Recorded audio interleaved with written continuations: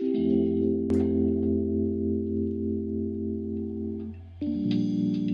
right. So good afternoon, everyone. Thanks very much for joining us today, and welcome to the Chulalongkorn University's English as an International Language webinar series 2, Dialogue with the Scholars from Local to Global Contexts.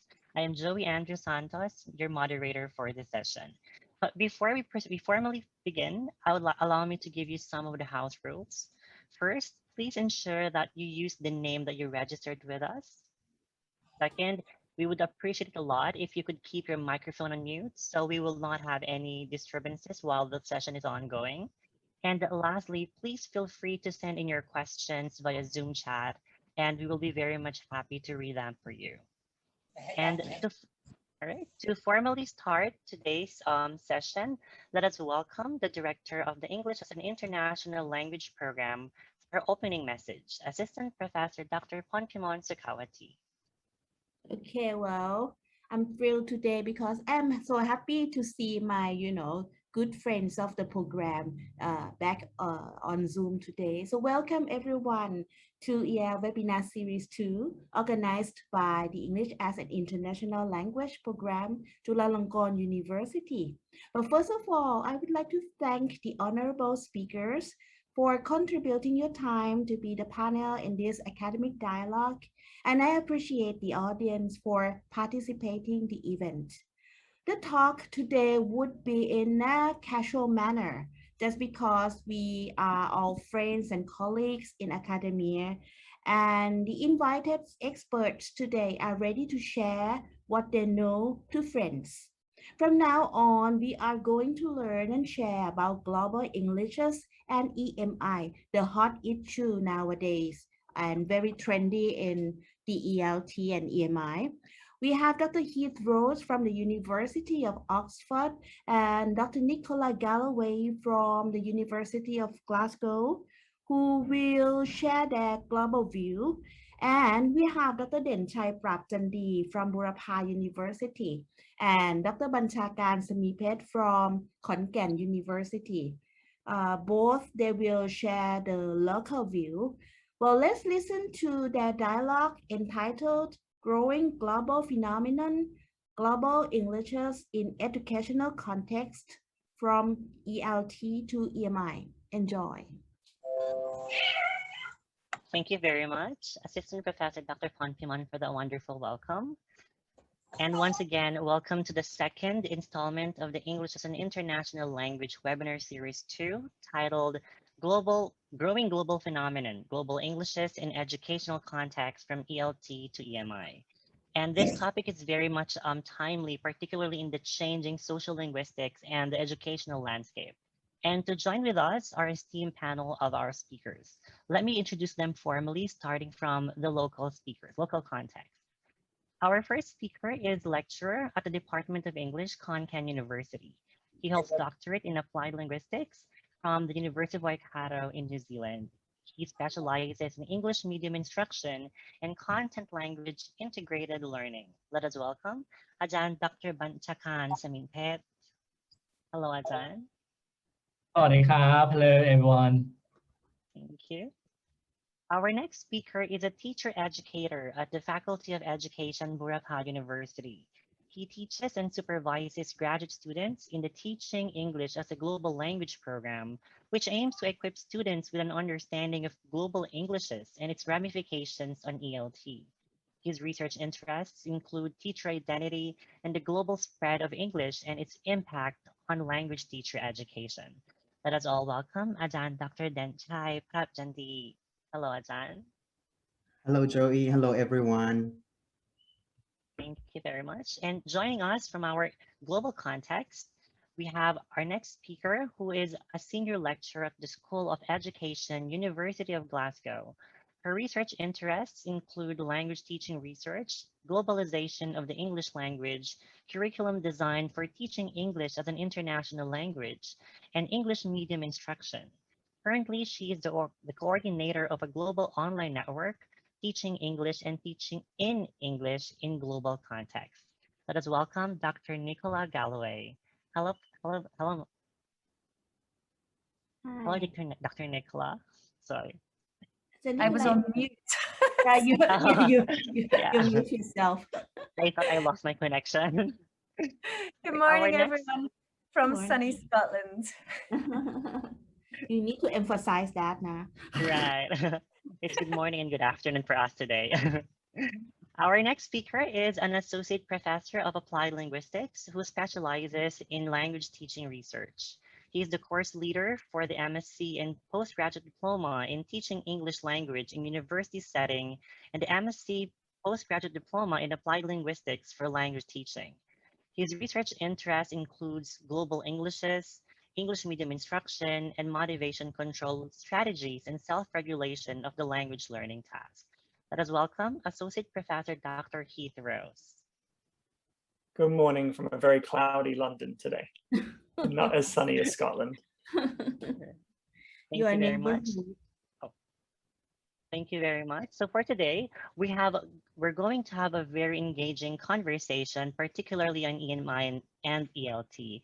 But to get things started, I would like to first invite our speakers to share your research journey in investigating global Englishes, the EMI, and maybe share with us your methodological challenges in pursuing these research. And can you send me off stage? Thank you. Thank you. So perhaps we can start with Ajahn Banchakarn. All right. Thank you very much for having me. So can you hear me now? Great. Right. All right, good. So let me begin by, sharing you my research in terms of EMI.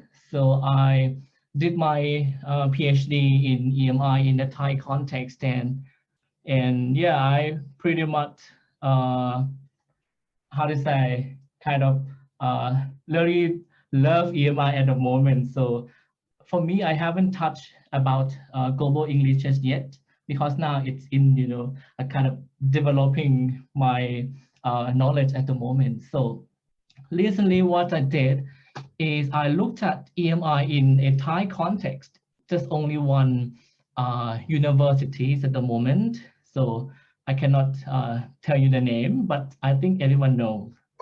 So what I did was that I interviewed them in order to see their reported practice. But I think in order to understand actual practices, I need to go to, the classroom to see and explore what is happening in the classroom. So I did classroom observations for 9 classroom observations. And after that, in order to see their language ideologies behind particular practices, I did post-lesson discussions with them in order to see the reason behind their practices. And after that, I did focus groups, in order to wrap things up, but not for seeking for agreement, but I need to see, their feedback or reflections instead. And what I found based on the policies requirements at the context, they use what I call English linguistic gears. There are 3 different levels of the use of English at EMI context. The first one, gear 1, it requires the lecturers to use English for 25% and L1 for 75%. And gear 2, it's 50-50 Thai and English, in the middle, 50-50. And for gear 3, the policy required EMI teachers to use English for 75% and allow Thai for 25% perform in the classrooms. Surprisingly, in actual practice, I found that lecturer use English for 100%, and then I call it gear 4. It's for this one, it's how to say, exceeded the policies makers requirement and the regulations provided, something like that. And yeah, for this one, I can see or answer the questions how much English can be used in EMI classrooms, because EMI in different contexts has different kind of practice. And yeah, I think for this one can answer the questions how much English can be used in EMI, and think beyond the classroom practices. I kind of wrap things up, and in order to see EMI environments in the context that I studied, and I found kind of 6 elements. I used Duffield and Smith's road mapping framework to explain the phenomenon occur in my context, and I kind of know roles of English and the use of other languages in my context. And after that, I explored the soft disciplines where most of the teachers taught humanities and social sciences kind of areas. And what else? I keep looking at my notes because it's too much for me to remember. And the next one, language management. I kind of understand how my context organize the language policies at the moment. And yeah, agents. I work with teachers, which is the key agents in the context, but I really want to see the students as well. I think this is a very interesting area to look at. And the next one, yes, I pretty much saw the practice and processes, okay, in the classroom, and wrap everything up. EMI is global contexts and perspectives, but for local practice, the teachers in my context seem to understand what the local can offer in order to touch a sense of internationalizations. So, and yeah, EMI is my context is pretty much rely on local offers and practices. Yeah, I think I talked too much, or I don't know. Okay, well, That's next round, Mecca. Okay, so Thank you very much, Azan. Let us now welcome Azan Denchai. Okay, hi everyone. My research areas are, teacher identity and global Englishes. So for the purpose of today's talk, I want to share mostly about research on global Englishes that I have done. Okay. So since I am a teacher educator, I work with mostly in-service teachers. I'm teaching at the Master of Education program and Doctoral of Education program in teaching English as a global language. And the goals of our program is to equip teachers with an understanding of how to implement global Englishes in the classrooms. And for the master level, we train teachers to implement global Englishes in the classrooms. For the doctoral level, we train someone to be teacher educators who later on will train their future teachers. So basically, my research area in this area is that I have been working with teachers, both from school context and from teacher educators in the university context. So I've been helping them to understand and become aware of the global spread of English and its impact on ELT. It's the reason that I go to work every day, and that's why we have something to share here. Okay, so basically that's what I do, Joey. So I'll take the floor to you. Thank you very much, Azan. Let's now listen to Dr. Nicola. Morning, everyone. Hello again.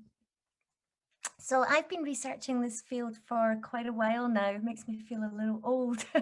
When I saw the title from ELT to EMI, I thought this resonated with my work for quite a number of reasons, particularly, well, the links between ELT and EMI. So as we know by definition, EMI has no language learning goals, well, in most of the definitions that are used, but in more emerging EMI contexts, it's very much linked to government goals to improve the English proficiency of its citizens, very much linked to economic development and the modernization agenda.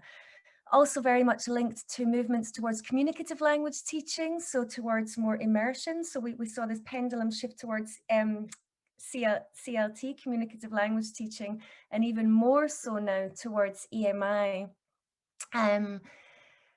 It made me think about my own research from ELT to EMI. I feel I'm involved in so much with EMI just now, although recently, again, with Global Englishes, because I think Global Englishes is really gaining ground at the moment. So I like the title of the talk, and I thought there's so much to unpack here. Also with the Global Network, Teaching English and Teaching in English in Global Context, we have a Global Englishes part of the network and also an EMI, and quite often people don't see the connection between the two.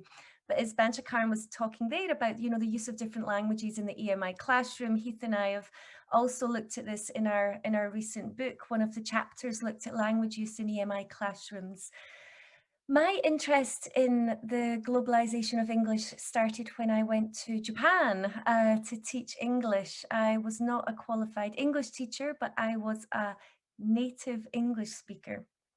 I had a swimming teaching qualification, but not in teaching or in teaching English. So I was working in a very rural community in Japan, and actually at the moment in my house, the girl that replaced me from the village is actually here visiting at the moment. I have guests from Japan this week, so it's quite nice just to be thinking back. And last night we were talking about teaching in the village as well, and you know, we went out there with no Japanese language expertise. So as I was teaching in the classroom in a really rural community, I started to question, well, what am I doing here? You know, what is the role of English? Who will my students' future interlocutors be?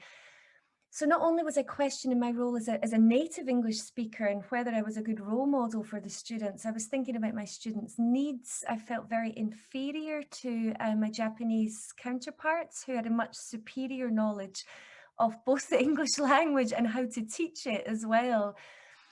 I also started to think about hierarchies within English varieties as well, particularly, I mean, I had a Scottish accent. I was asked to try and sound more American. My British spelling was being changed we used blackboards back then. And so this really sparked my interest in English as a global language. So after 2 years, I came home and I did my master's dissertation on linguistic imperialism and the JET program. That was a JET program that I was part of in Japan.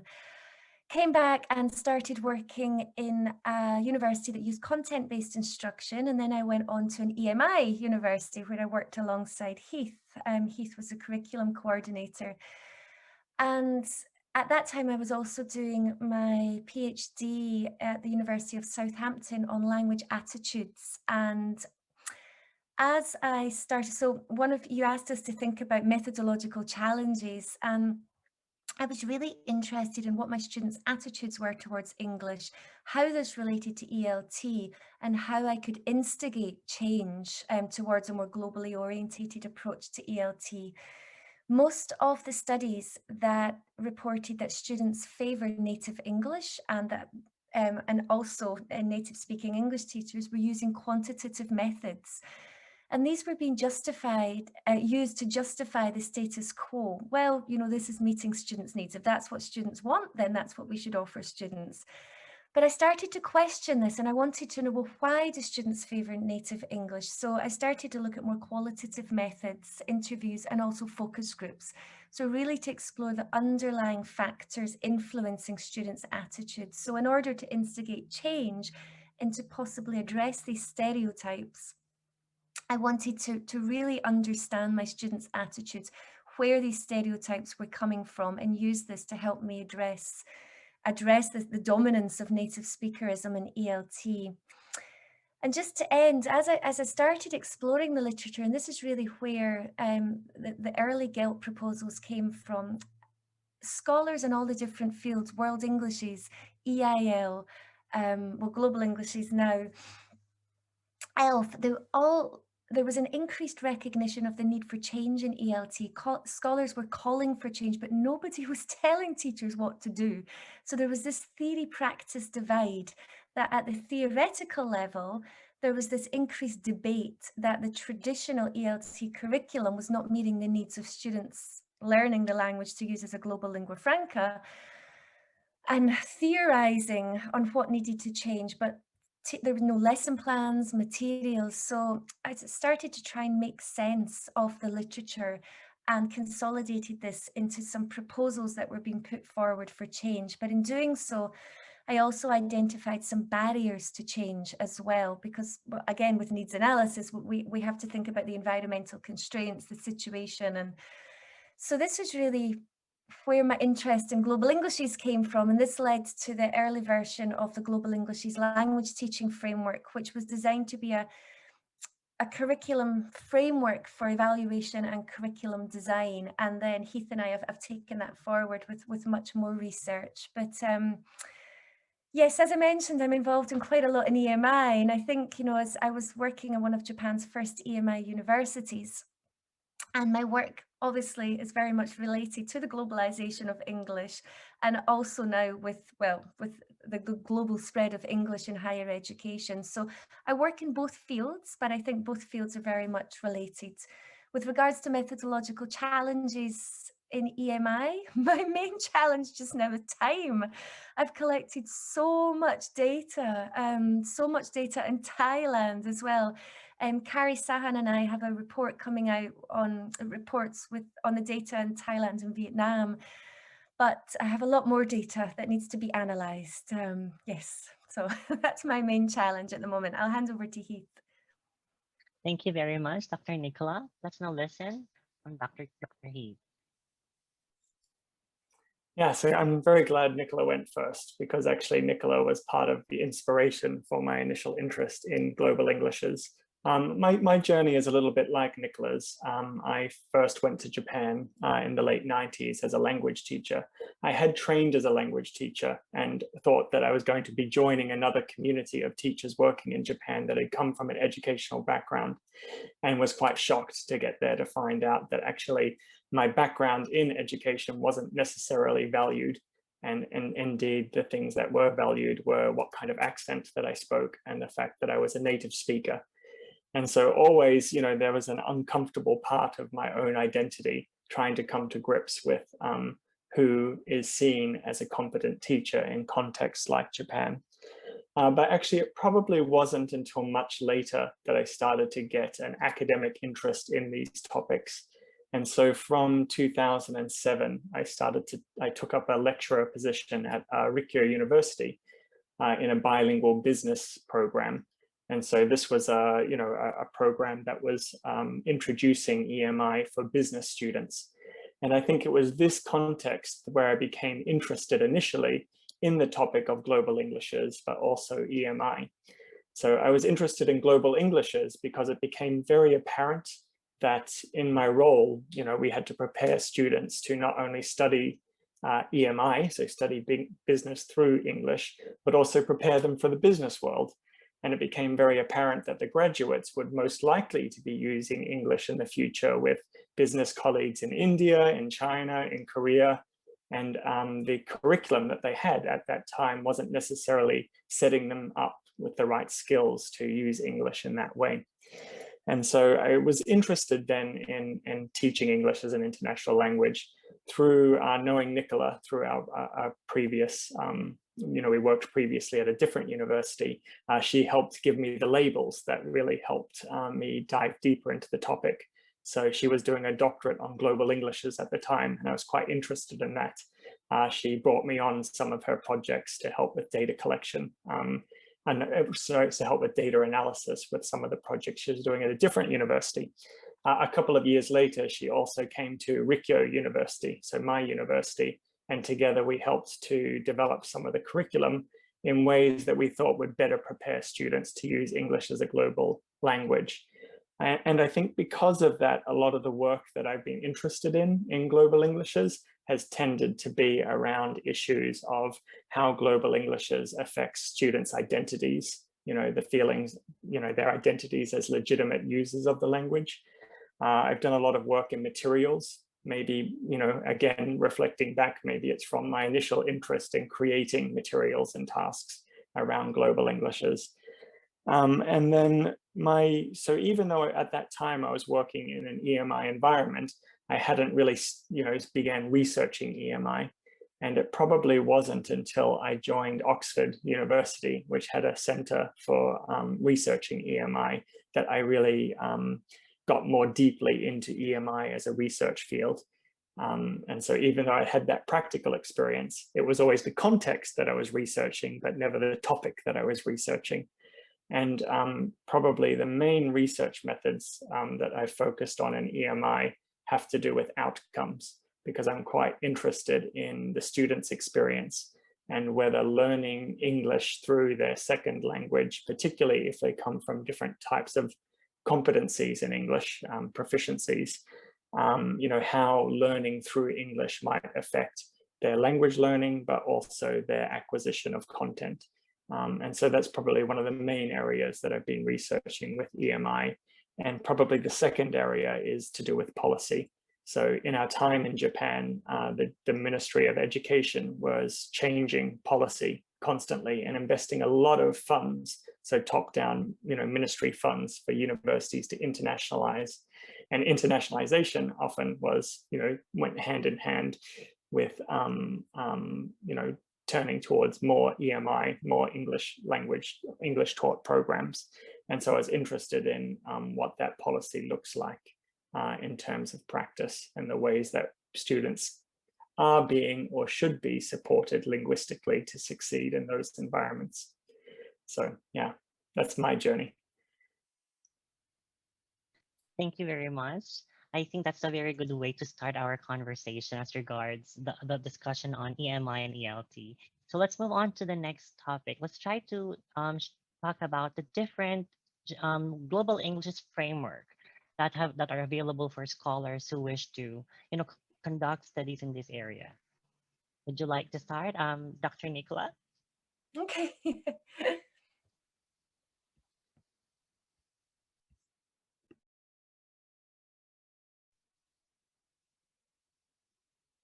Oh, I think you're currently on mute. Turn myself off mute. I'm not very good at this, am I? I hope we can all meet in person again soon. You think I'd be better with online talks and online teaching after 1 year? Yes, with the globalization of English, there's a lot of different research paradigms that have emerged to document the diversity in the use of English now around the globe. So as we know, this started with World Englishes, so with Banchakarn and their instrumental work there in the three-circle model. We had the English as a lingua franca field from the late 90s, mostly from the early 2000s. English as an international language with Aya Matsuda and her frameworks.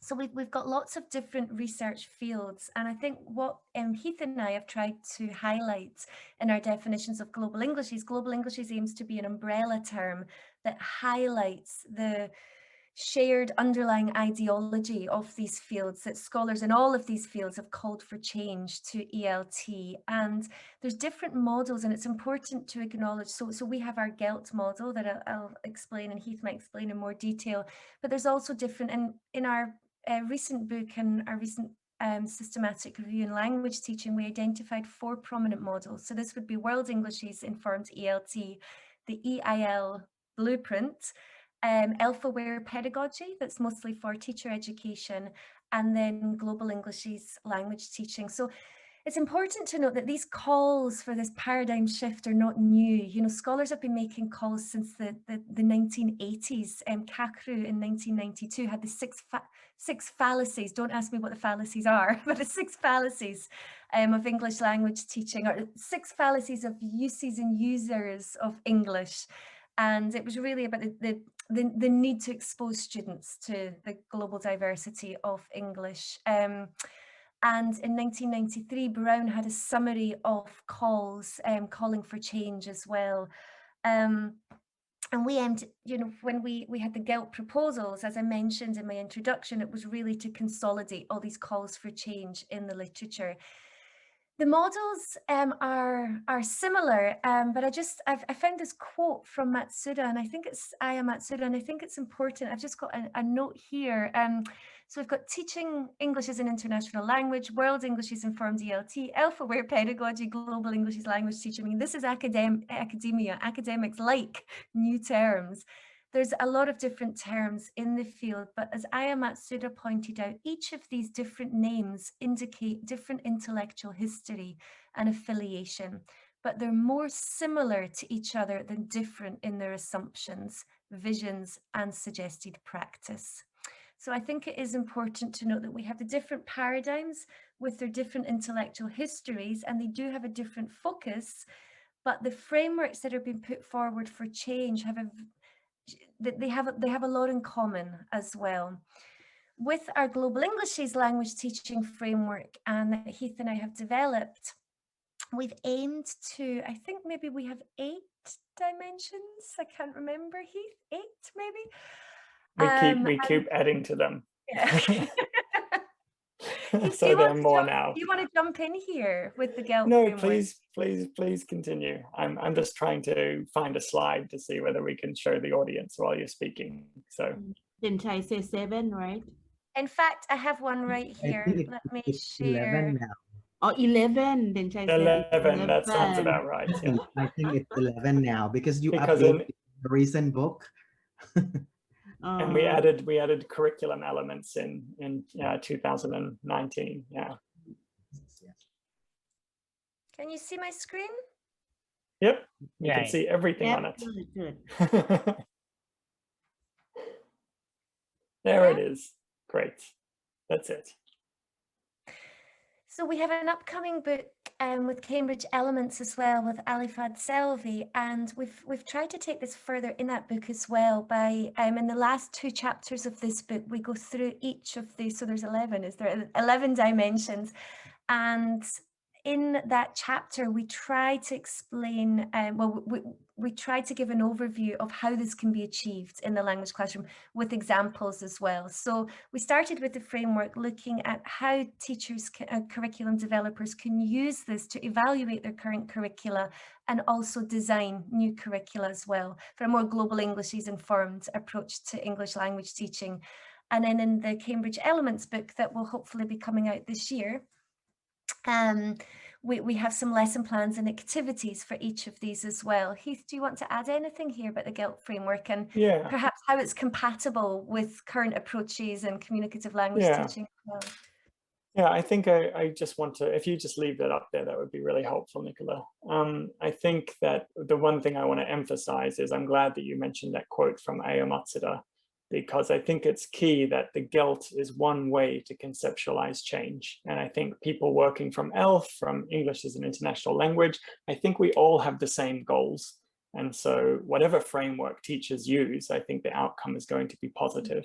And so whether, teachers are working under the umbrella of ELT or EIL, I don't think scholars mind about that. We certainly don't mind as global Englishes scholars.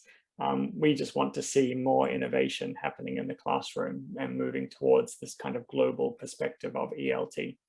And I think the other point we want to emphasize with this framework is that it's not all or nothing scenario, and that then, it may not be feasible for some teachers to change all of these dimensions in their curriculum.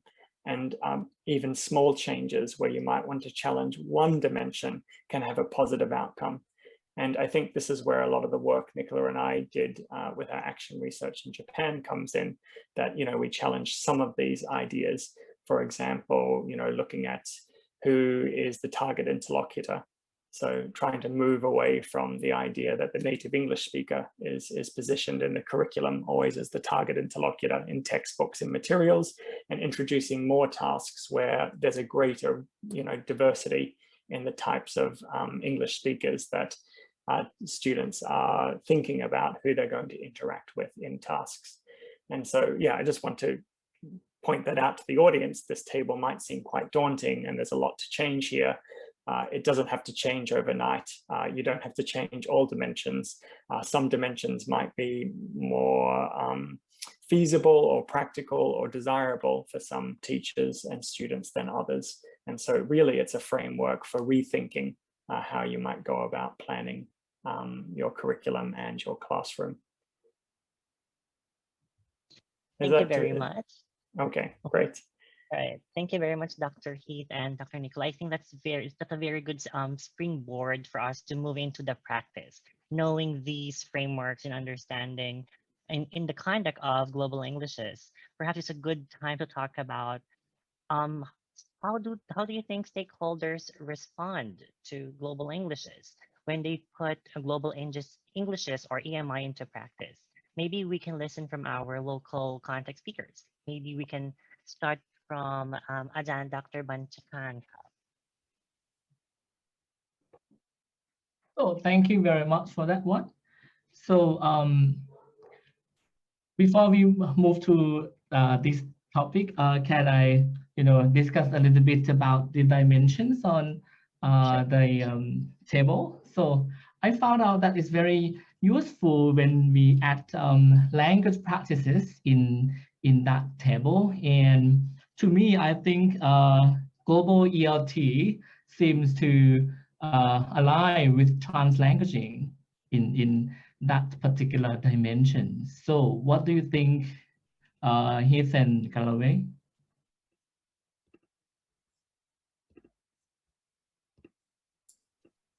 Yes, yeah, I would agree. I think Nicola and I, we've tried to draw connections to the work of that's going on in translanguaging, the idea that we're valuing students' multilingual identity. We're valuing their knowledge and use of other languages in the classroom, because that's actually a reflection of how many students will use English in the future, that they will use it in multilingual environments. And so we do see some strong connections between the types of arguments that we are making in global Englishes and the types of arguments other scholars are making in other areas of applied linguistics, such as translanguaging. And I think all of this is, part of this kind of more push towards a kind of multilingual orientation in English language teaching. So I would agree with that observation. Just a moment, I've just been brought a coffee. Sorry. Thank you so much. All right. So, Joe, can you remind me of your question again, or shall we wait for Nicola to respond to the terms translanguaging here? Sorry, that was my guests in my house bringing me a coffee. Right. Yes, I think so. In our recent book, Global Englishes for Language Teaching, we have a figure where we've tried to show that how Global Englishes is an inclusive umbrella term of World Englishes, EIL, ELF, and also resonates very in translanguaging and in multilingualism as well.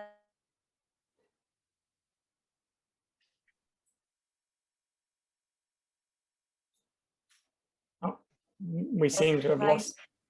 Right.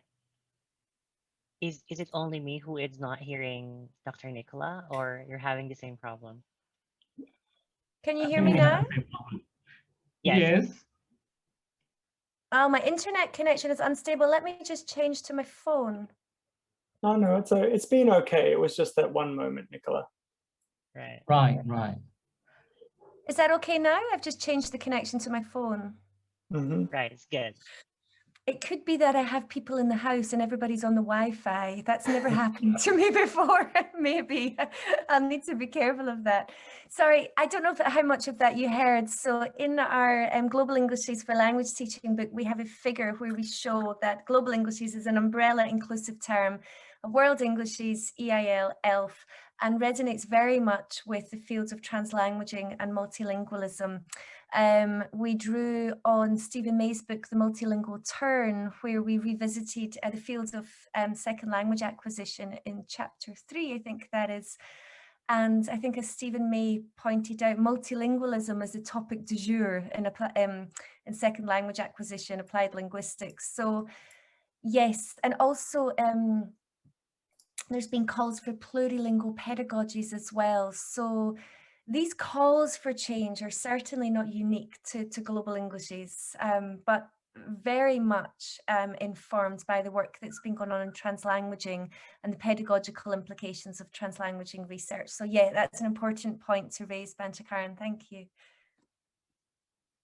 Right, thank you for your reflections, both of you. So, Joe, can you remind me of the questions again? Right. Right. So now let's try to talk about how do stakeholders, respond to global Englishes when they put it when they put it into practice. All right. So when we talk about stakeholders in EMIs, we have policymakers, we have EMI teachers, students, parents, employers, and even English teachers. So to me, the policies are derived from the assumptions of the policymakers. Let's say they thought that EMI is a very good to offer internationalizations profile and university rankings to universities to kind of lift up the university profile. And they thought that EMI is, offer a very good one for the students to develop their English skills and to advance knowledge in terms of academic knowledge, because English is the language for higher educations. But it's just the assumptions. So we need to find out more, and find out the empirical research more on this one. And if they ask us, policy practitioners like us, so perhaps we feel we may reflect different things from them. So my conclusion is that at the moment, the policymakers want us to implement EMI because they want to have internationalizations in higher education. They want to increase their rankings, and then they want to help the students to improve their English skills and advance their academic contents. But now we need to find out more whether it's true or not. Yeah, Banchakarn, I liked how you asked the question at the start, who do we mean by stakeholders as well? And I think this is really important because within EMI, I've seen a lot of work's being done with teachers and students, but we've got policymakers, administrators, program developers, and there's little research being conducted with this group of stakeholders. And I would completely agree with you that this has been approached in a very top-down manner. And I know that Heath's leading a lot of work on outcomes as well. And there's this assumption that, EMI is magically going to improve your English proficiency. And it always struck me when I was out in Bangkok collecting research, I was speaking with a Thai architecture professor who was really, really concerned because he could not teach his content in English. And he was really in a quandary what to do because there was so much cultural information, but the university was asking him to deliver this in English. And then at one university, the students were studying Thai food technology, and all their textbooks were American, so they were about pasta and bread, and they were really concerned about their ability to work in Thailand after graduation, their knowledge of Thai food science. So they were auditing the Thai classes. And then I know in Vietnam as well, there was concerns because there's been, a rapid implementation of EMI, but subjects like Ho Chi Minh thought were still going to be taught in Vietnamese. But there's even been discussions about teaching this in English. So I think that we really need much more consultation with state. I mean, we have some Nobel Prize winning professors suddenly told, teach all your content through English, and we have to weigh up, what's going to happen to the students' content knowledge as well, and how far do students really know what they need, or what's in. Hopefully this research and learning outcomes will give us more information on improvement in English proficiency as well, and how to support the various stakeholders. Sorry, I jumped in there, sorry. That's okay. Thank you very much. Let's now listen to Dr. Denchai. Okay, so the question is, how do stakeholders respond to global Englishes, right? So since I work with teachers, so I've been working with these English teachers in Thailand to help them understand the concept of global Englishes. And I would like to thank you, Heath and Nicola, to develop that, GLT framework. I would like to give the reflection that it's actually very helpful for teachers to understand the concept of what global English language teaching is. So I have to accept that the field itself, global English itself, is very new, even in the academic field, right? Not a lot of researchers, even in implied linguistics or in ELT, really understand what it is. Now I have to work this very academic concept, theoretical concept, work with this and translate this understanding to teachers. The framework that you show actually helps teacher understand the concepts at the conceptual level of what it means by global Englishes. So my last professional development that I gave to teacher was, I think in May. So at the Faculty of Education, we provide a free professional development for teachers in Thailand, and teachers sign up to learn, and I talk about global English language teaching, the what and why and the how. So it took me 2 hours to talk about this, and I present them with the definition of what it is, the framework, the differences between global Englishes, world Englishes, EIL. Those are theoretical concepts. And after that, I presented how can we translate this concept into practice. Even when I try to explain global Englishes itself, I need to really find a ways to help teachers understand. For example, we in the definition, right? Global Englishes is an ELT paradigm. Now we need to think about explaining paradigm to teachers and ideology to teachers. These are things, a very abstract concept, right? And then I need to give a lot of example, try to think about how can we explain ideology and paradigm to teachers, even the student itself. Now we see that this is the paradigm, a shared belief by a group of people, right? There are people who believed about how to put global Englishes in the classrooms. And working with that, I think it's very challenging to to explain global English to teachers. And after the workshop, I sent out, a mini survey about, what they feel about global Englishes. So the teachers are, English teachers from various educational level. They're from primary level, secondary level, and also lower secondary level, middle school. From all over the countries, and 83 teachers responded to the survey. And the finding is very interesting. So first of all, when I asked them, have they heard about global Englishes before attending my, professional development? 20.5% say yes, out of 83. For me, 20 out of 83, I think it's a lot. I didn't expect that because I thought that it's very new to practitioners. But I think the fact that maybe in Thailand, we have talked about global Englishes and teachers are very active about it. That's why they know. Or maybe there are some of my students who answer the questions like, okay, they respond to that. But 75% say that they haven't heard about that. And when I asked them, after they listen to the webinar for 2 hours, are they willing to implement some of the idea in the classrooms? So it's very interesting to see that 99% say definitely yes, but 1% say no. So like one person maybe say no on that. But when I ask whether the concept is theoretical, okay, so you use whether it's theoretical rather than practical, okay? So let me check with the number here.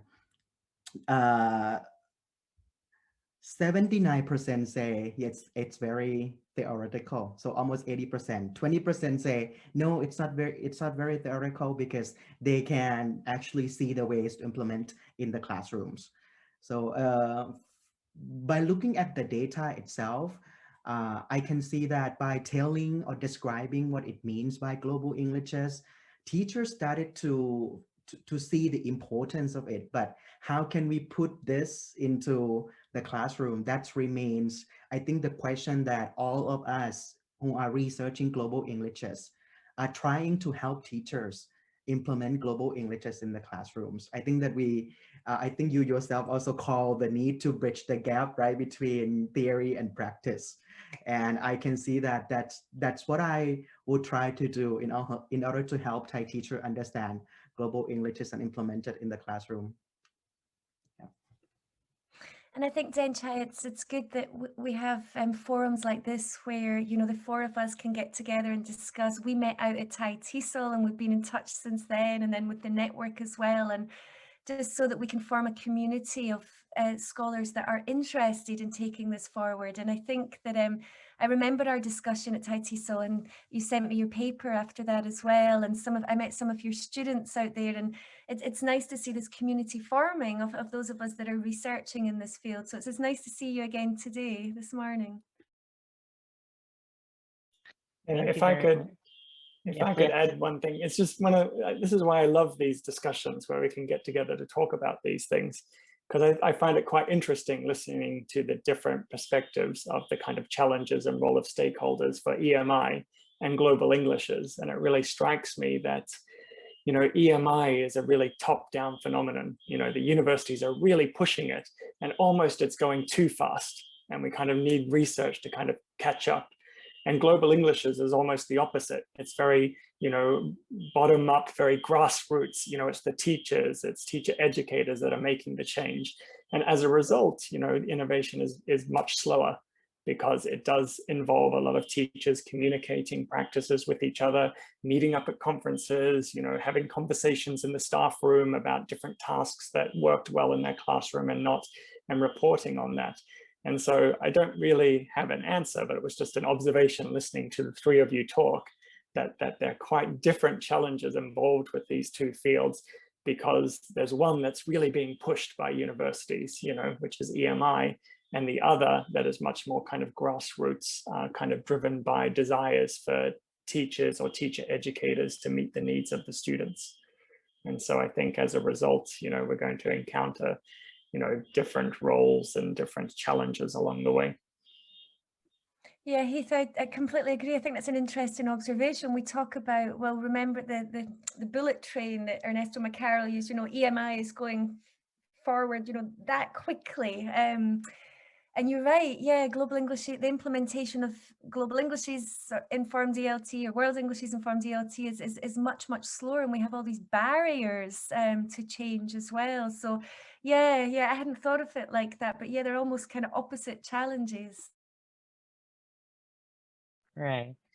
This is very interesting because you're able to define the stakeholders and actually try to bridge that gap from theory and practice. And it is really important in the next topic, particularly on how do we map these theoretical ideas into a curriculum, and how do we actually, you know, let's say, solve those barriers in order to make these, let's say, functional in the classroom. So perhaps we can talk about curriculum innovation this time. Would you like to start, Ajahn Dr. Denchai? Okay, so it's a very challenging question to answer, but when we talk about global Englishes, right? Right now, research has developed a new course on global Englishes. So these courses, you know, were developed in university context. So rather than learning about English skills, the new course were developed to educate about content of global Englishes. For example, we talk these courses, the nature of the course is about the global spread of English and English in various contexts, right? We talk about language ideology, identity, attitudes, and maybe the future of English. These are the content of the new course, right? To be able to teach this kind of course, can you see that teachers need to have a very in-depth understanding of this concept? And to have an understanding of this concept, it requires a lot of preparation, right? So it doesn't require just only listen to one webinar. You need to have, teachers need to have this kind of knowledge to understand about it. And another way that we can do is integration approach. I think research on ELF perspective, right, from ELF research, English as a lingua franca, they try to integrate the concept into what the teacher has been doing. So let's say, for example, if they are teaching by using the textbook, right, they develop some kind of activities and integrate into the textbook that they use. So the integration approach right now seems to be promoted a lot because the limitation of developing a new course. I think by working with these two concepts, it's very hard to say whether when we implement these two concepts, whether our student outcome, what would it be? That is why a lot of research on global Englishes, they only measure attitudes toward or awareness about global Englishes. We haven't had a time to measure like language performance of the student after attending these specific courses of global Englishes, or after they integrate global Englishes in the classroom. What are specific performance or English performance that the student can do? So in order to bring change, I would say we need to educate, right, the teachers to understand the concept of global Englishes. So I always, when I provide professional development, I always talk about, the why question first. The what is, I talk it very little. What is it? So I presented the framework, but I always raise teacher awareness about why. Why do we need to implement global Englishes in the classroom? If we don't do it now, what is going to happen to the student? So these are the questions that I always ask my student, my teachers to think about. If we don't do global Englishes now, what is going to happen? So many teachers will say, okay, maybe they are not prepared to communicate with linguistically and diverse English users. Maybe they have narrow view of English use outside of the classrooms. Maybe they don't have this global citizenship mindset that they look down on other type of Englishes. So these are the responses that the teachers respond to the curriculum innovation. But so far, I can conclude that it's a very good sign that teachers are welcome about new concept. They think that it is very interesting concept and they want to learn more.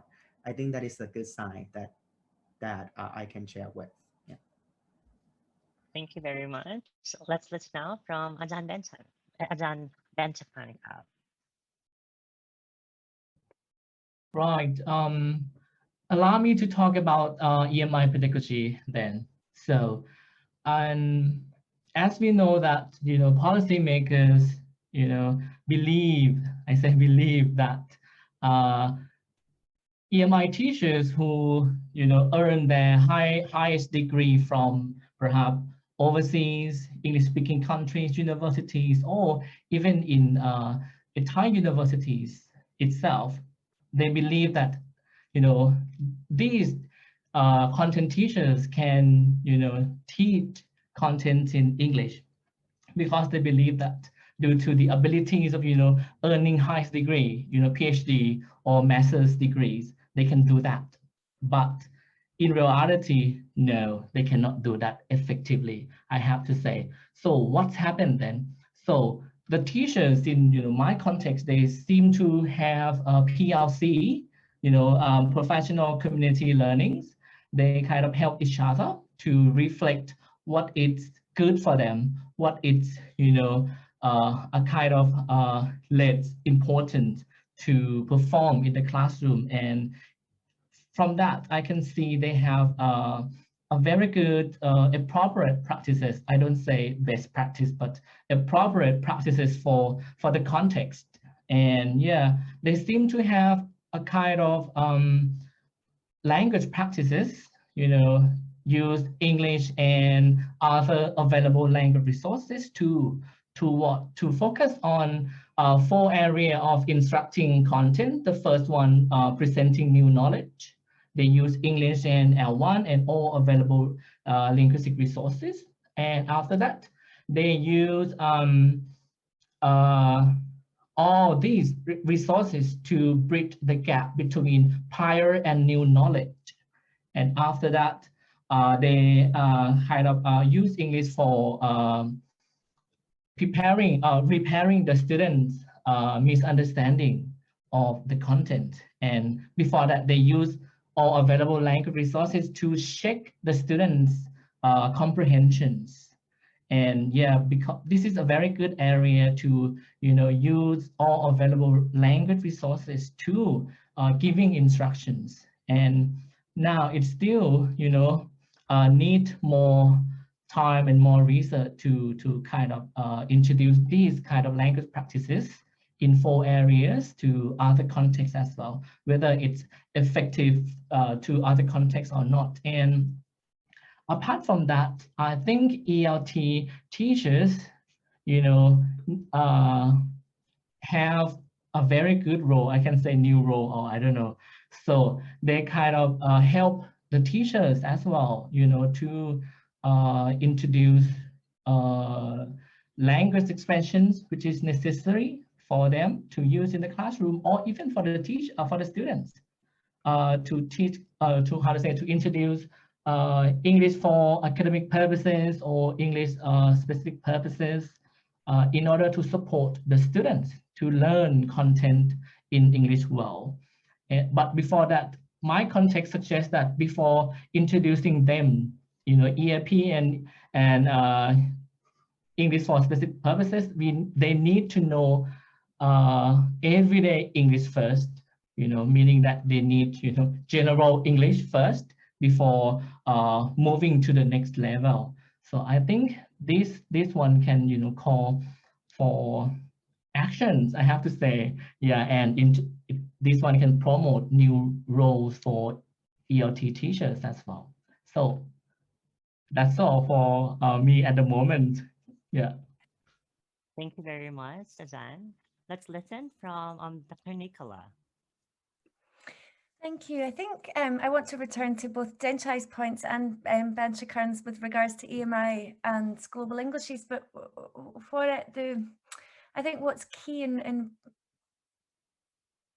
from both sides is the importance of teacher education, or the impact that the spread of EMI and also the globalization of English is having on TESOL practitioner education courses. So with EMI, Banchakarn talked there about the central role that the ELT teacher will have in universities. And again, Heath and I wrote recently in the ELT journal about how EMI is changing the role of the ELT practitioner. Heath may want to jump in or add here, but I think what we find is, and I found myself in Japan working in a specialist, and Heath might laugh now when he thinks about the questions I had with his international business textbook. I found myself working in an international business department to design the EAP and ESP curriculum with no knowledge of international business whatsoever. And I found that really challenging. And I think that we need increased collaboration between EMI content teachers and ELT teachers. This was actually why I set up the online network, because the findings of the research study were that we needed to promote this collaboration for curriculum design. And there was a confusion over roles as well. Students wanted the content professors to help them with their English skills. Content professors saw the role of the program as just solely to teach content. English teachers were finding themselves teaching EAP and ESP for the content, and there was just all this confusion over roles and merging of duties, if you like, and what they had to do within the university. We often see that ELT departments are very separate, almost hosted in a different building in the university, and our teachers are going from teaching a general English class in the first year to having to support students often throughout the university degree programs. So I think that we're going to see a lot more focus on EMI and TESOL practitioner education courses, particularly with this impact it's having on our role. I observed in Vietnam that a lot of students are now not majoring in just English, but English with science, English with physics. So it's almost like they have a ready-made workforce there for English teachers to support the EMI programs. But I think teacher education is definitely key here, and quite often the teacher training within EMI is focused on content teachers, not the ELT teacher, who also need help with this new role required of them. And just going back to Denchai's points about global Englishes, again, I think teacher education is definitely key here. And, you know, you gave some examples from your own research about teachers have favourable attitudes towards global Englishes. They're often aware of it, but it's this theory practice divide again and how to implement it. And I think we have to acknowledge that. And I saw a comment in the chat, teachers are not ready. Well, there's a number of barriers to implementing this and some materials. We have seen some acknowledgement, at least in teacher TESOL practitioner education textbooks used on courses, like Jeremy Harmer has a section on world Englishes. Some books, I've mentioned this in one of my chapters on materials, now mention ELF as a phenomenon, or some drawn. I think there's a quote from Jennifer Jenkins in one popular book, but this is just on the back cover of the book or in the introduction. And these books on methodology or materials acknowledge the impact that this is having on the field, but then don't engage with it throughout the rest of the book. So our pre-service and in-service teachers are still using textbooks where native speakerism prevails. We've got numerous barriers, attachments to standard language ideology, testing as well. So we're asking for a huge conceptual transition, you know, not just of how to teach English or for a curriculum, but of the English language itself. And this is a big thing, I think, for our teachers to grasp as well. I do think that we are making progress with, as this gathers momentum, we have an increased body of scholars who are publishing articles on trialing innovations. Heath might want to talk about the systematic review. We've got an increased body of studies now looking at how to introduce innovations in teacher education programs in the classroom. There are issues with methodology used, and there's a need for more robust methodological designs, but it's a start. We're also seeing scholars draw more now on curriculum innovation theory. So in the early days, we had more work on attitudes. So what are teachers' attitudes towards change? Now we're going a little step forward and looking at drawing on curriculum innovation theory, looking at attitudes towards some of the proposals being put forward. We've referred to Rogers' 5 factors of curriculum innovation. So these would be relative advantage. So teachers need to know, well, what advantages does global Englishes offer over the traditional approach? You know, what, and I think Denchai mentioned this as well, like, you know, what benefits is it going to bring? And compatibility, how can this fit with our current curriculum? And we've tried to highlight this in our work, that it doesn't necessarily mean replacing the whole curriculum. Heath gave the example in his introduction that we introduced global Englishes into an EAP curriculum. So global Englishes was the subject matter of the EAP curriculum. Complexity, how difficult is this a concept, and then how can we address this? The fourth one, is triability. So can we give people a chance to try it out, and they might want to adapt it in different ways? And also observability. So do we have enough studies that can show the effects of this as well? And I think this also relates to EMI as well. So I think that we are seeing scholars move more towards looking at curriculum innovation and needs analysis. But we definitely need much more work done in both fields, both within teacher education, but research in general. I'll pass over to Heath now. Yeah, I don't think Go on. Yeah, I don't think I have too much more to add, but just to go back to Denchai's point and talking about this importance of teacher education and building teacher knowledge, and that isn't going to, I like the point you raised that isn't going to happen by listening to one webinar, right? There's much more involved. One of my previous doctoral students, Anya Montekantiwong, who did research in Thailand, when she interacted with her participants, her teacher participants about global Englishes, some of the responses she would get is, oh yes, I practice global Englishes. I teach my students both British and American English. And so, this was this idea of, this concept that global Englishes was about, teaching both standards of English. And so I think it's about, getting teachers and students to engage in concepts more deeply.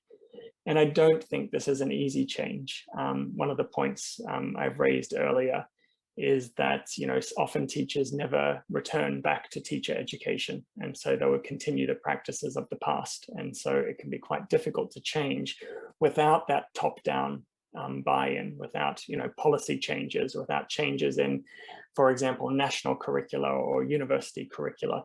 And I think until, I think those sorts of changes we will slowly get through, I think, through providing evidence, of what global Englishes can bring, those benefits, what they can bring to the classroom and to students.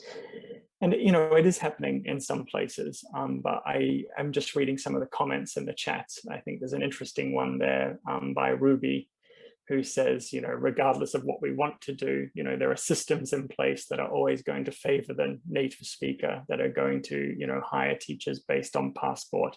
And she raises the question of skin color.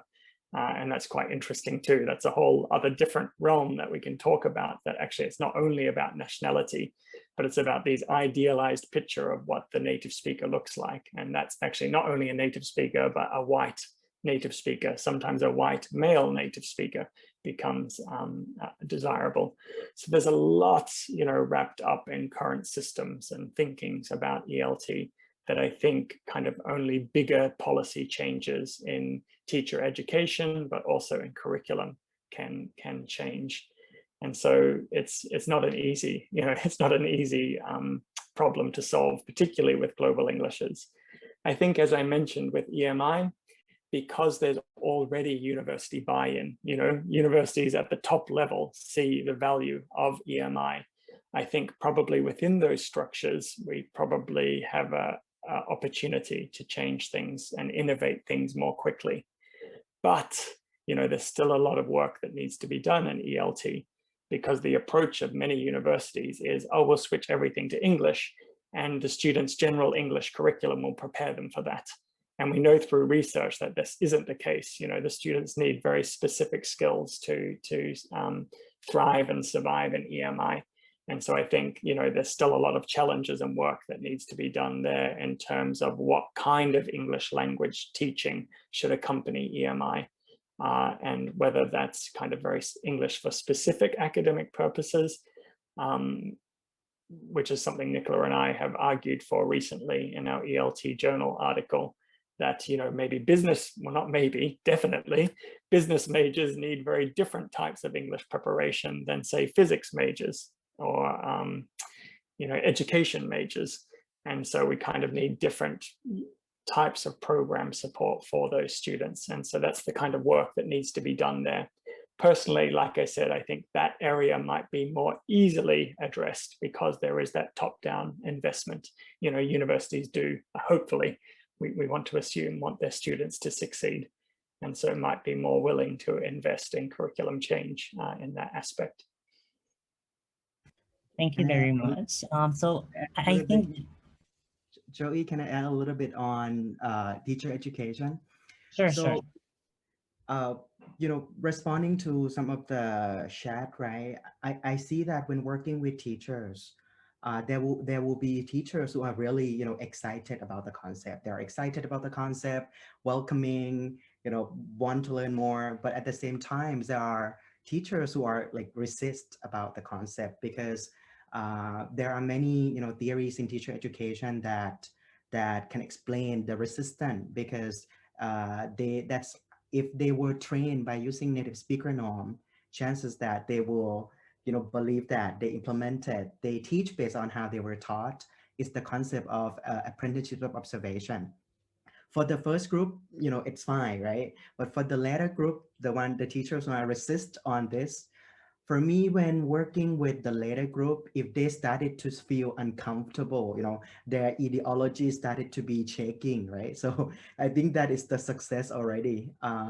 Rather than holding on the perception of native speaker as the only standard, then they started to feel, uncomfortable. It started to shake their ideology a little bit. I think that is success with the second group already. Okay. All right, so Joey. Thank you very much. So just for timekeeping, maybe we can proceed to the next issue, particularly on collaboration.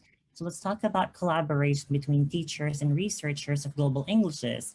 And let's also talk about alongside that, the collaboration between content EMI teachers and language teachers in EMI. So let's have Ajahn Banchakarn.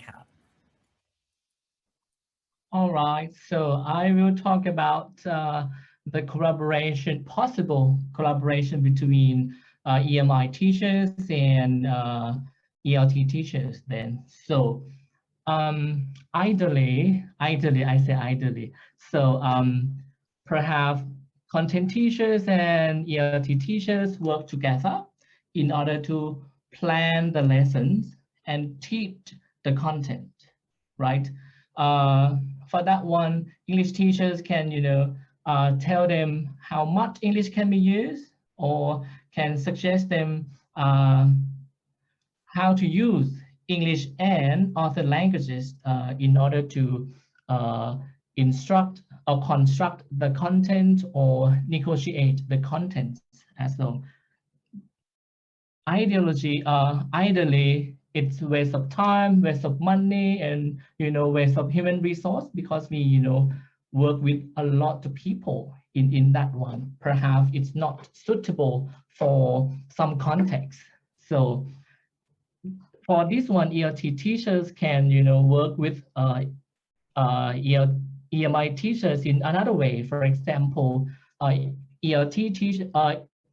teachers record their lessons, and then EMI teacher can sit with ELT teachers in order to find out which of their practices are good or effective for them to move on, or which point or which areas of the language use they need to improve. So for that one, they can see things that can improve, or things that can be more useful for them in the future.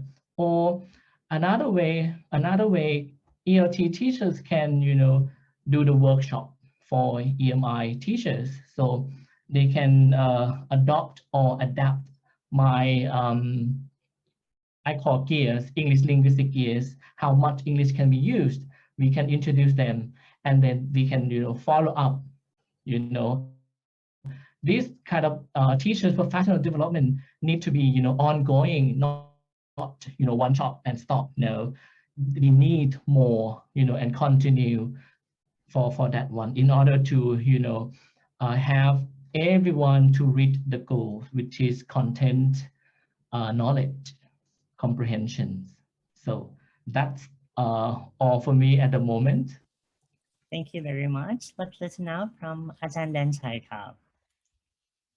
So for the collaboration, I don't think I have some experience to share about the collaboration between EMI and ELT teachers. I'm going to pass this round. So maybe Nicola and Heath can share, because they published a paper in ELT about this. So I'm going to pass this round, okay? Sure, Ajahn. So let's hear it from Dr. Nicola. Sorry, everyone, I had something in my eye. I had to go. I think, yeah, discussed collaboration between content and ELT practitioners previously. So I think you also mentioned with Global Englishes, and also EMI researchers and practitioners. And when I left Japan and entered academia, I was very concerned about becoming disengaged with classroom practice. So my earlier work was a series of classroom-based studies with my own students as well. And then when I joined Edinburgh and now Glasgow, I started working on a master's in TESOL program. So a lot of my work has looked at teacher education, but I would really like to do a lot more work in actual classrooms and to promote practitioner research as well. And that was another reason behind the creation of the online network as well, not just to increase the impact of the work being conducted within our community to influence both policy and practice, because obviously we want our research to impact on pedagogical practice and ultimately influence policy as well. But we wanted to make our work more accessible to teachers. So within the network, we have lots of different regions. There's a Thai section, there's a practitioner education section, there's a resource section. And it's really to facilitate the creation of a resource sharing database as well. And that's also the aim with the EMI side of the network, so that lecturers can upload lecture slides and share materials. So really to address this lack of materials in both EMI and also Global Englishes, but really to promote more engagement with the research community and the practitioner community. Teachers are very busy, so they may not have time to read our books or our long academic articles. So we wanted to have blog interviews with key scholars in the field, little video abstracts. Thanks for sharing the link, Heath. We are currently transitioning website companies at the moment. So you can see the network there. We're very, very active in the background, but some of the contact form links and things are not working at the moment until we get with a new company. So you can email me if you're not able to sign up. But we have a community of about 70 coordinators that are very actively gathering resources and doing a lot of work in the background. So yeah, it's really to facilitate this communication between the research community and the practitioner community as well. There's a lot of research questions that need to be addressed within the fields of Global Englishes. So what are the effects of, so just like with what are the effects of EMI instruction on English proficiency, what are the effects of Global Englishes innovations on the students and their educational outcomes, and what kind of curricular tasks can be implemented? How does Global Englishes subject matter fit within teacher education programs? How can technology be used to facilitate future innovations? So the network also aims to be a place for us to share our data collection instruments, to encourage replication studies, and also for our growing PhD community to find data collection sites and also engage with each other as well. So we have research pages where people can put out calls for participants. So like I said, I myself am interested in doing more work within the classroom. So I'd be really interested in working with teachers in their classrooms to try and implement Global Englishes as well. And so I think we're going to have some events on the network quite soon. We've got a launch event coming up that will run over a series of a few days. And this will aim to facilitate dialogue and how to facilitate this type of research as well. So yeah, we're quite busy in the background and trying to facilitate this collaboration within our growing community. Thank you so much. Dr. Heath, would you like to add to that? Yeah, I don't think I have too much more to add that hasn't been mentioned before. So I think the network's a great idea. And I think I just want to emphasize that the relationship that we're talking about between research and teaching shouldn't always be about, researchers conducting research and saying, here are the teaching implications. Actually, the relationship has to be two ways. And actually, researchers need to pay attention more to the challenges that teachers are facing in the classroom and letting that really lead the kinds of research that's being carried out. And hopefully through these sorts of networks, through collaboration, through researchers these days, many of whom have come from classroom teaching backgrounds. So they already have, part of their identity in the classroom. I think all of this really helps foster those ties. And so I think, these, the kinds of network that Nicola's talking about to bring people together is a good start.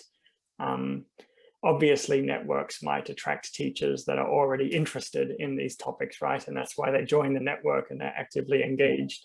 But I think that this is an important step to just sort of start to get ideas and increase that communication between researchers and teachers. Can I just add to Heath's point there about, I think this is a really important point to highlight, that it needs to be a two-way process as well. And I think, and Denchai talked about the importance of teacher education and, your work with teachers' attitudes towards us as well. And we have been looking at our teachers' attitudes towards the proposals being put forward in the literature, but also the barriers and which barriers are most salient in their context. So this is not a one-size-fits-all approach to ELT.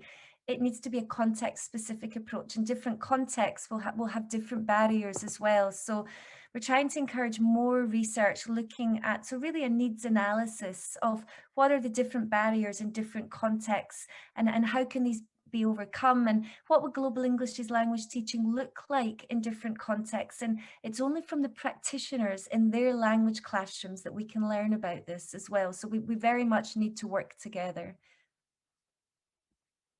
Thank you very much. I think Dr. Nicola has really offered a lot in terms of the network, community of practice.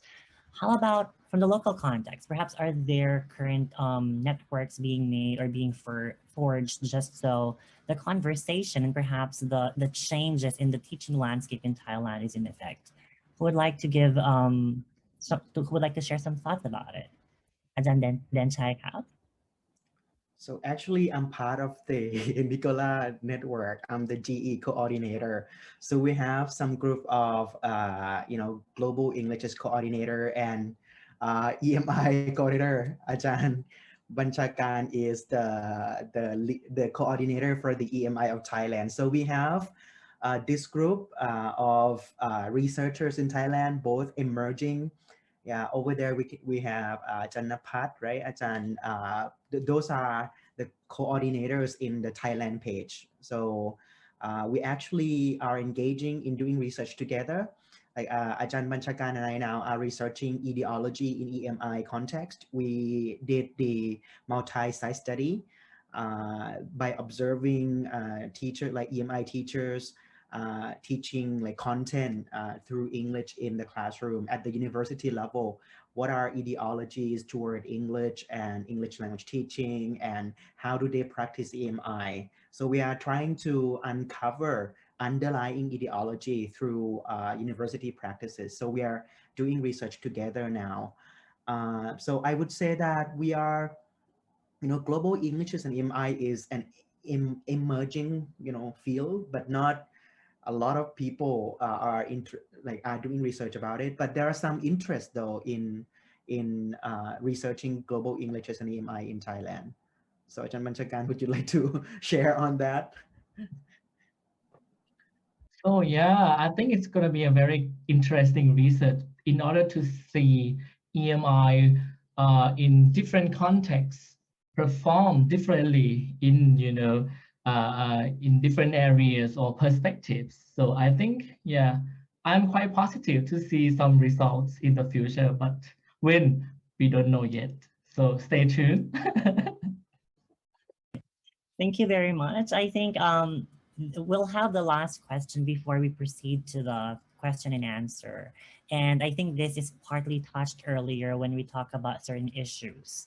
So perhaps based on your context, and we can talk about it in a micro or a macro level, we can talk about the critical issues for future research on global Englishes and EMI. So would you like to start, Ajahn Banchakarn? Right, so it's about the research. Okay, Yeah. good. And I think at the moment, correct me if I'm wrong, so I think there is a lack of EMI pedagogy at the moment.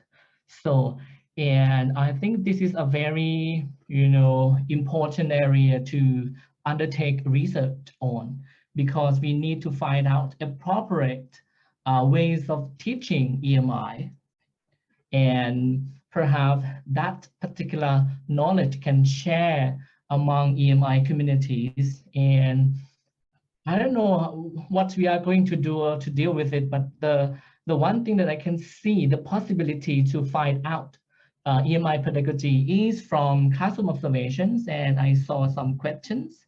I think I need to address it now. So in order to get knowledge from classroom practices, you have to do the 4 Ps. This is, I think it's 4 Ps, very good one. So the first one, you need to position yourself. Why are you going to do that?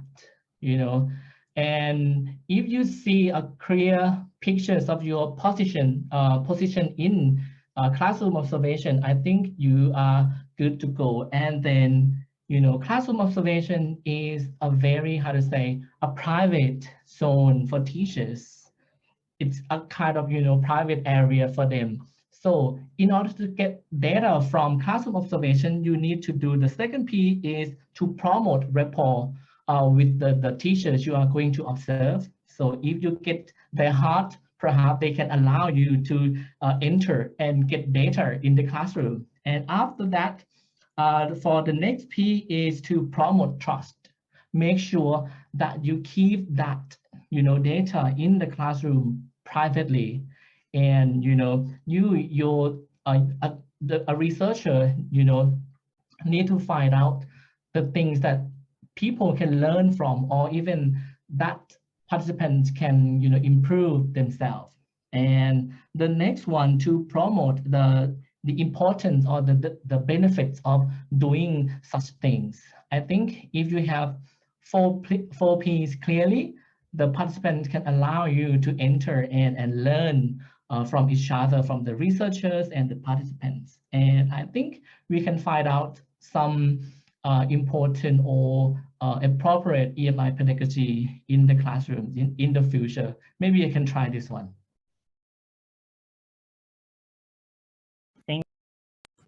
Thank you very much. Let's hear it from Dr. Denchai. So what are the critical issues when addressing global Englishes in future research, right?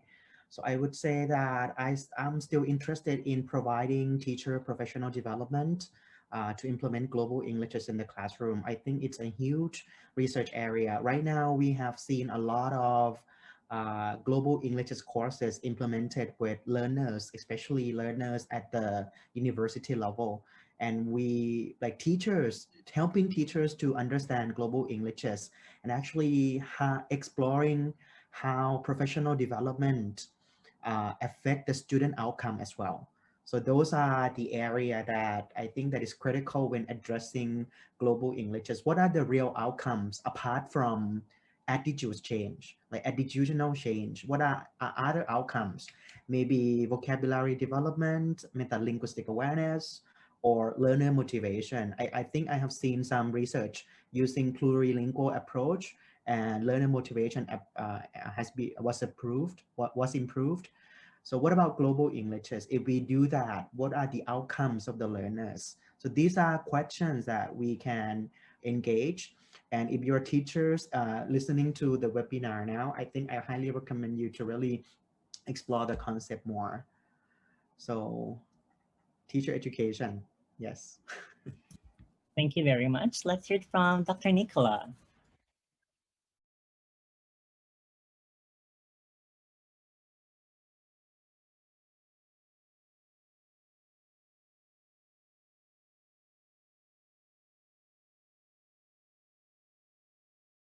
Hello, Nicola, you may need to unmute yourself first.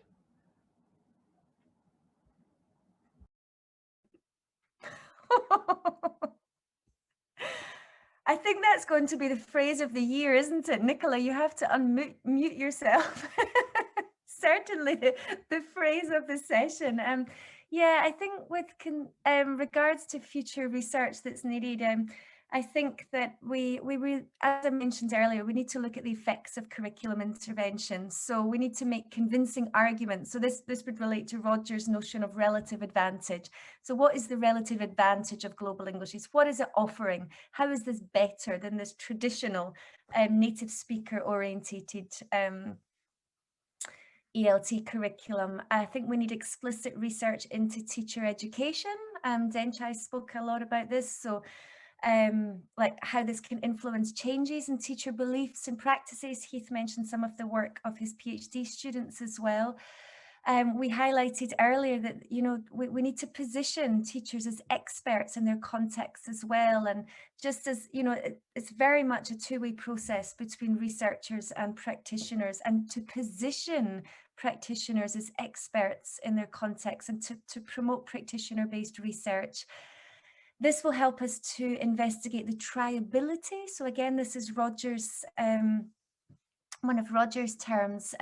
So how people can try out global Englishes, what works, what doesn't work, how it can possibly be reinvented in different contexts.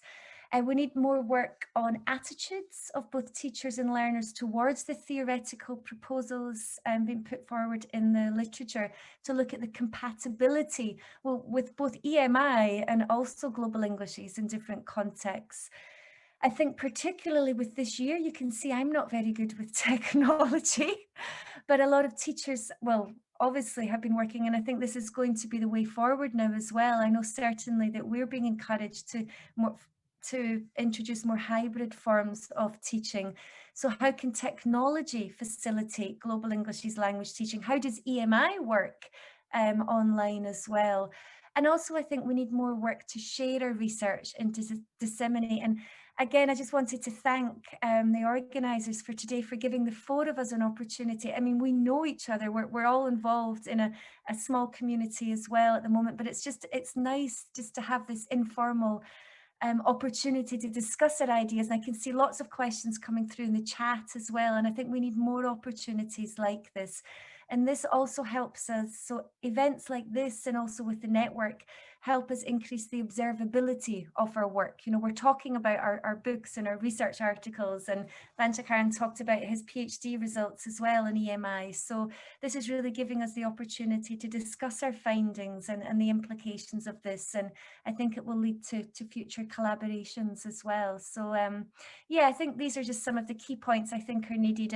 And Heath, this was taken from our systematic review in language teaching, which, well, you'll recognise this slide, but you might want to add something. No, I think you've summed that up nicely, Nicola. So maybe I'll talk instead about critical issues of EMI, because I think you've covered global Englishes very nicely. Maybe one of the critical issues that hasn't really come up today is about issues around access and equity in EMI. And I think this is somewhere where ELT intersects. That is, as universities put more emphasis on English medium instruction, universities have to be have to ensure that they're not excluding access to education for people who maybe haven't had the same English language learning benefits in high school or in private tuition in order to enter these programs. And so I know the situation in Thailand is a little bit different, actually, because EMI seems to be happening more in the private institutions and not necessarily the prestigious national universities. But in other contexts, EMI can be seen as quite exclusionary, and that, students that have come from a higher socioeconomic background, have access to private tuition, private English classes, are being benefited by, having met English benchmarks in order to enter EMI programs. And this is particularly troublesome if EMI is attached to prestige in the university, if there's a national context where EMI degrees are somehow considered more prestigious. And so this is a very tricky situation. And so something that I think this is a critical issue in EMI that we really need to address more. And previously, I've argued against having proficiency benchmarks in many contexts for EMI courses, because it can be exclusionary. It can, privilege the privileged.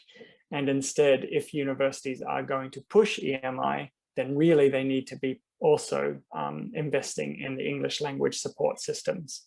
So ensuring that maybe, you're accepting students on their academic merit. If you're accepting students into an EMI biology program, you should be accepting them on their merit in biology. And English language teaching is something that the university can help support.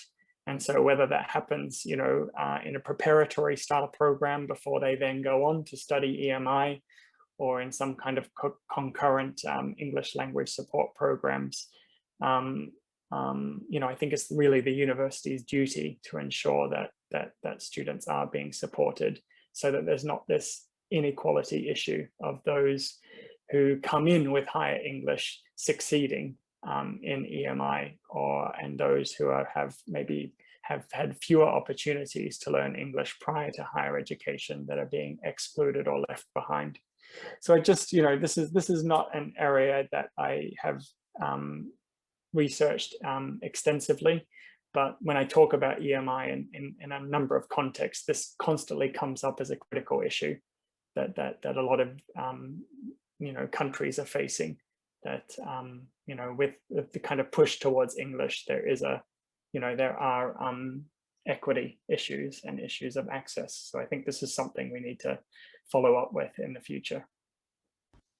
Thank you very much. I think we really had a very, vibrant discussion about the issue, and it's very conversational, like going to the questions and that. I think this is the best time for us to really look into the questions or the engagement happening in the chat. And I would really like to invite one of our teams to join us in reading some of the questions that probably we have missed in the discussion.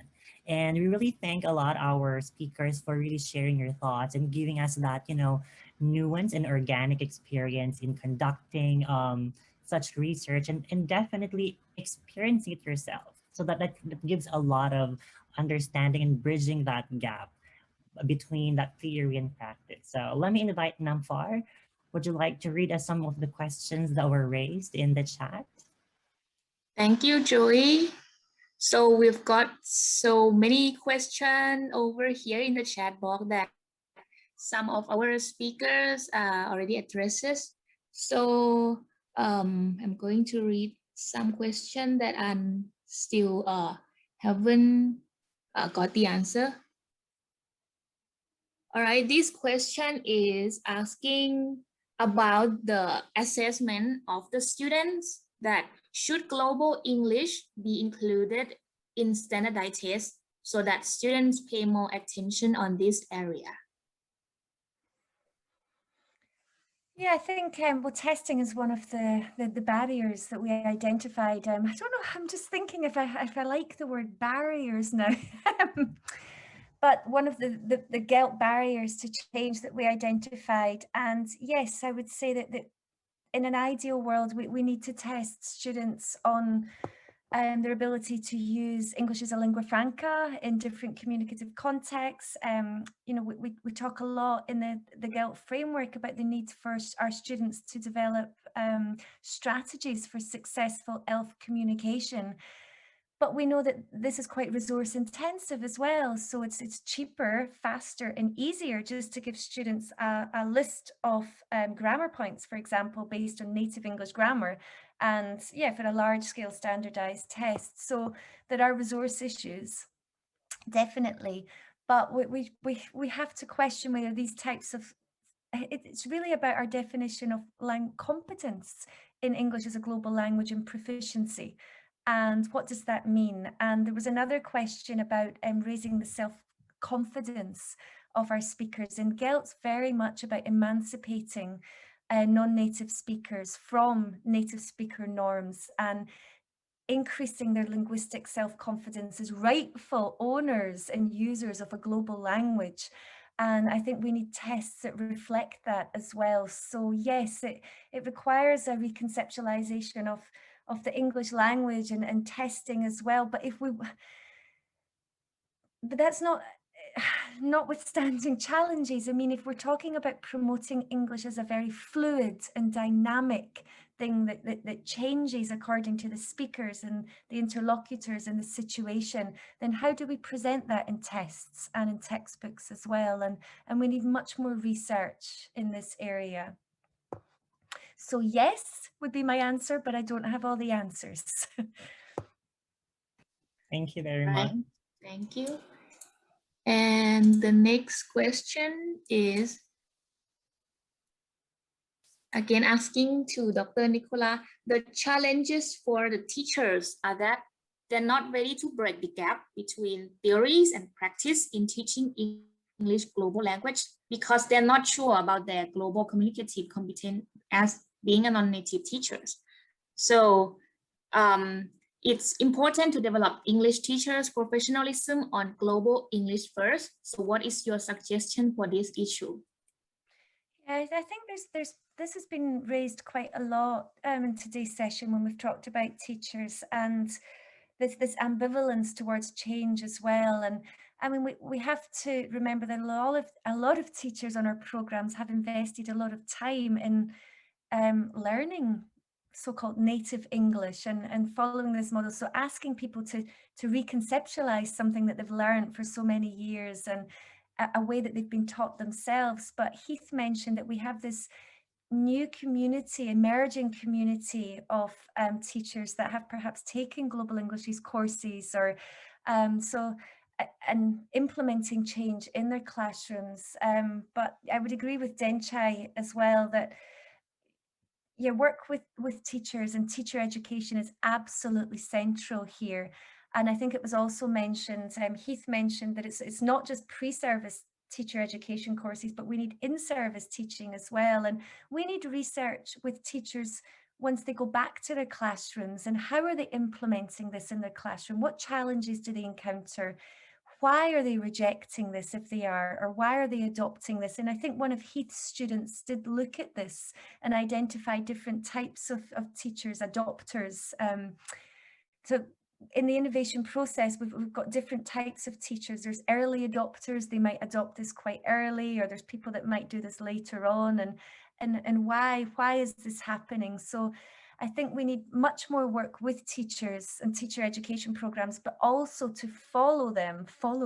So it sounds a bit like stalking them in their teaching careers as well, and what's happening in their classrooms. So part of the network again is to create an alumni group of students so we can keep in touch with our master's students once they enter their classrooms and work with them on research projects as well. Thank you, Dr. Nicola, for your insights and experience regarding this question. We got one question to Dr. Rose, very interesting one. You mentioned that EMI program advantage, the already advantage that students from higher sociology economic background are likely to be accepted into this more prestigious program due to their ability to pay for costly English education and private English language tutors. And that, as an example, an EMI biology program should be accepting students based on their academic success in biology, not in English. In what way does this mitigate the problem of prestigious problems favoring the already advantages?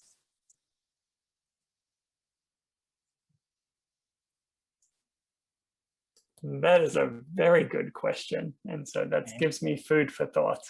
Yeah, I think this is, we can see there's a more, there's a bigger systematic issue involved here where you're right. So it's not only about those that are advantaged to study English, but actually, in many contexts, there are private tuition systems that are always going to advantage students that have the money to pay for this additional tuition. So I don't have the answer there, but you've raised a very critical question. And so that's, again, I would say this is a critical issue for the future. And this is something that goes beyond just English language education and towards, and speaks to education systems as a whole.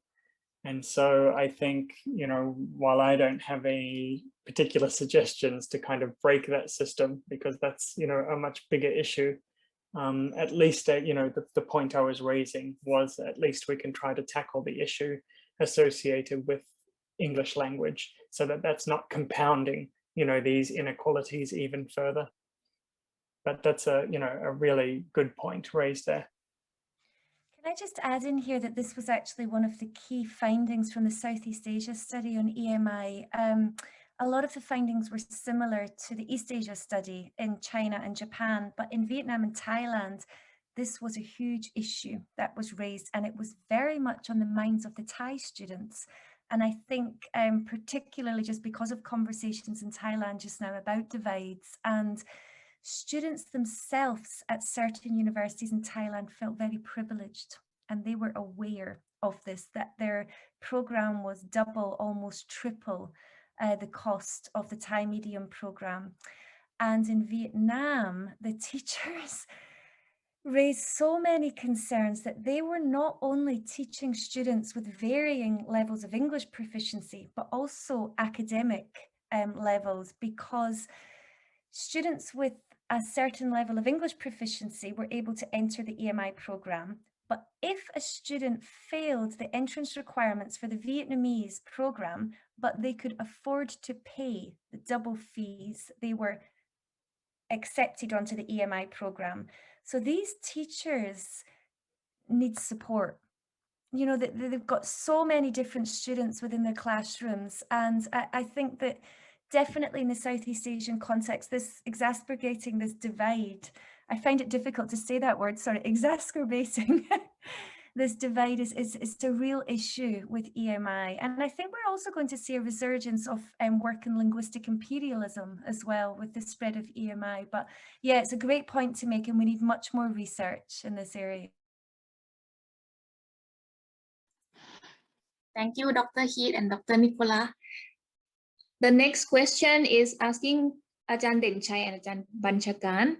Locally, has there been any research done regarding global Englishness? So for global Englishes, there are research studies conducted.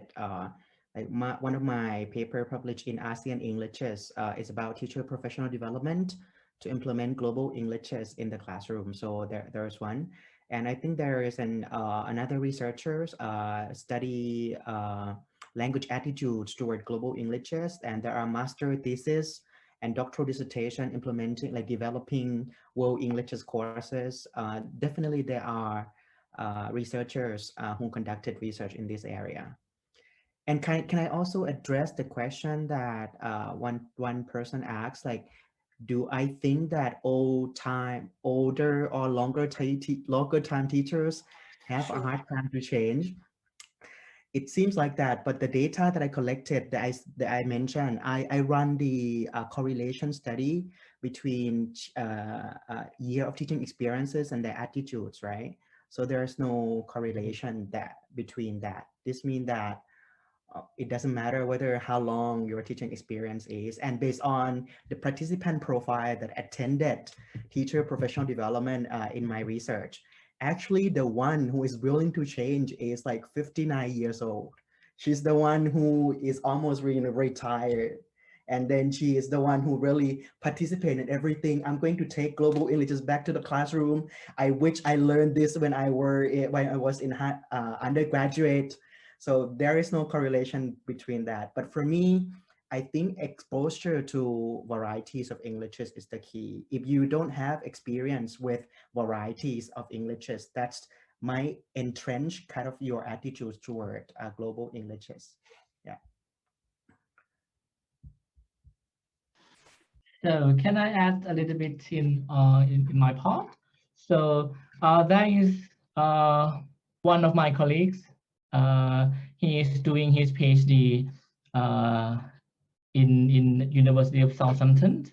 Now he is finished his data collection stage on EMI.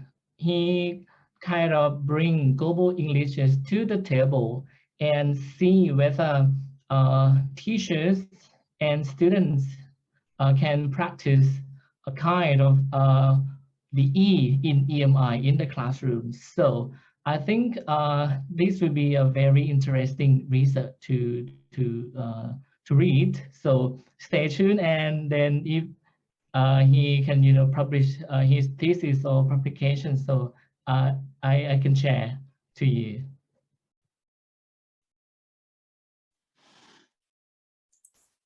Thank you so much, Ajahn Denchai and Ajahn Banchakarn. So we have one question asking Dr. Heath.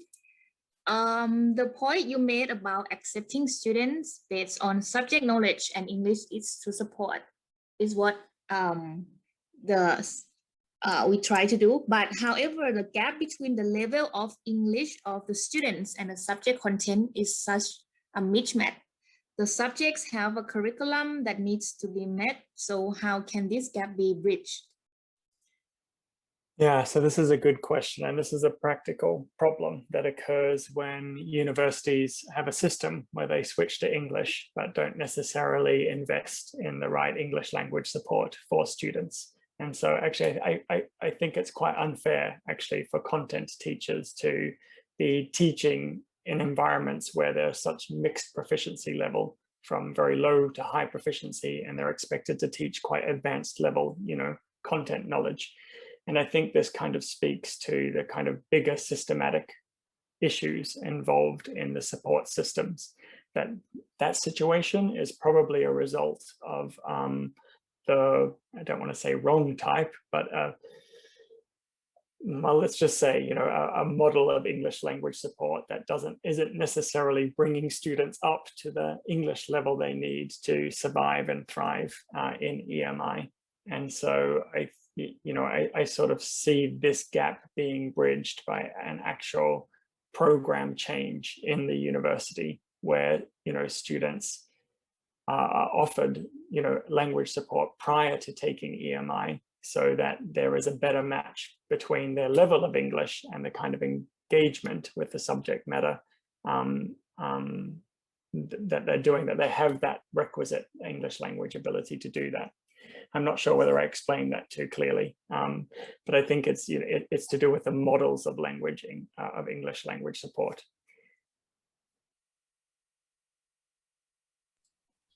I think we are running out of time, right? Right. So I think we've covered pretty much the important questions that were raised in the chat. And this has been a very engaging session. Not only that, our speakers really took that conversational mood, making it a lot easier for everyone to grasp the concept and also get that clear idea of what EMI and its implication in the changing landscape of teaching and even the social linguistic situations in different countries. And we thank everyone a lot for joining us today, and our speaker for gracing this wonderful conversation on really serious issues that are very much needed to be discussed in this changing phenomenon. So before I let everyone go, let me just share what's going to happen tomorrow. So after this session, our second installment will have the third, which is going to be on academic and professional writing. And this is happening tomorrow at 9 a.m. And after this, we'll cap the last webinar series, which is going to be on the 10th of August, which is going to focus on second language writing. So if you want to be with us in these sessions, feel free to scan the QR code and we'll be happy to send the links for you. So with that, thanks everyone once again, and have a great day. So my last word to Nicola, to Heath, to Banchakarn and Denchai. Well, I can't thank you enough for coming and join the discussion today. Thank you for your insightful and very expanding in terms of the issue in the EMI and global Englishes. Well, Nicola and Heath, they are great friends of our program. So hopefully in the future, we can invite you to come back to Thailand. But we need to wait for the situation improve first, right? So thank you very much, all of you, right? For coming and presenting a wonderful talk today. Well, thank you.